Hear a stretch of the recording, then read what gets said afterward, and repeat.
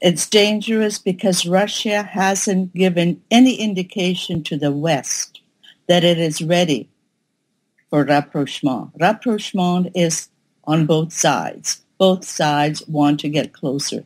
Both sides want to reengage. And just like Canada and the West is now reengaging with Iran, against whom it has had strenuous economic sanctions, it wants to do that with Russia.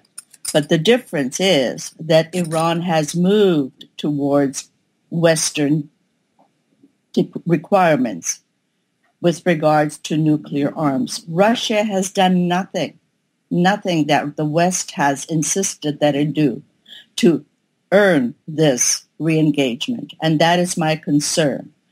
Now, Mr. Dion wants to distance himself from the conservative foreign policy position, which was pro-Ukraine. When Prime Minister Harper said Ukrainians are family, that was a very strong position of Canada's with regards to foreign policy in Ukraine. When Mr. Harper said to Putin in a very, very public way, get out of Ukraine, that was a very strong position as well. The Liberals would like to put their own marker on foreign affairs under their leadership. And so one of the ways that they're starting to do that is to rapprochement with Russia. And my concern is please be very, very careful and watch what happened in history. Mr. Dion says that Canada is a neighbor of Russia's, and consequently we need to talk about the Arctic. And what I am doing in the article is reminding Mr. Dion that Ukraine is also a neighbor of Russia's, and it is also, very, very importantly, a sea state. In other words, it has the Black Sea. Canada has the Arctic Ocean. Russia wants to become a naval superpower. It is building all sorts of vessels. It wanted to give Ukraine $19 billion to join the economic union with Russia, primarily for building destroyers, submarines, and so on, because Ukraine has had, I'm not sure they're doing all that well now, but it has had a very powerful naval shipyard capacity. And in the Arctic, Mr. Dion is being reminded that when Russia did its maneuvers, it had 30,000 military personnel, 30,000 in the Arctic. We had, under Mr. Harper, about 250.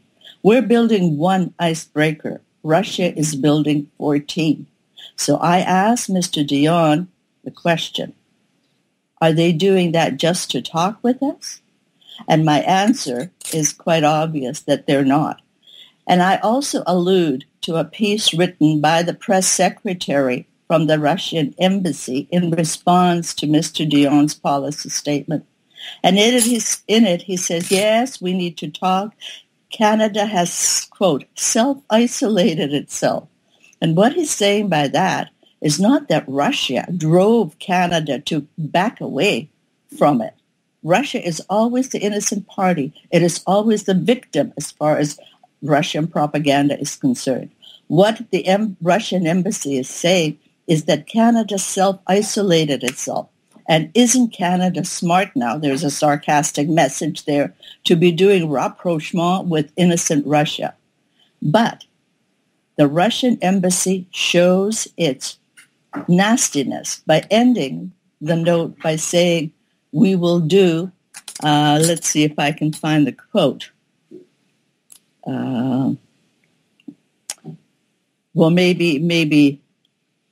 we are. Mr. Dion's efforts, that's Canada's efforts, will be met with resolve and reciprocity. And he says, if there are unfriendly steps, Mr. Dion's efforts, if there are unfriendly steps, in other words, if Canada does something Russia doesn't want, it will be met with resolve and reciprocity. So that's the message that was sent to Canada. And I think fundamentally Canada needs to rethink its foreign policy. Yes, we need to be a power, a middle power with clout. And yes, there may be room to engage with Russia to talk, But we have to understand who we're talking with and what we're going to be talking about. And I think the policy is still being formulated and needs to take into account some of the warnings that have been raised here.